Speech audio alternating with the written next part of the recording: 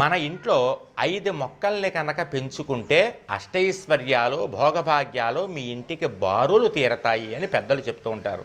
ఆ 5 మొక్కలు ఏమిటనేది ఇప్పుడు తెలుసుకుందాం. మొదటి మొక్క ప్రతి ఇంట్లోనూ ఉండవలసినటువంటి తులసి మొక్క. అది కృష్ణ తులసి కానీ లక్ష్మీ తులసి కానీ లేదా రెండుగా కలిసి కానీ ఇంట్లో పెంచుకోవచ్చు.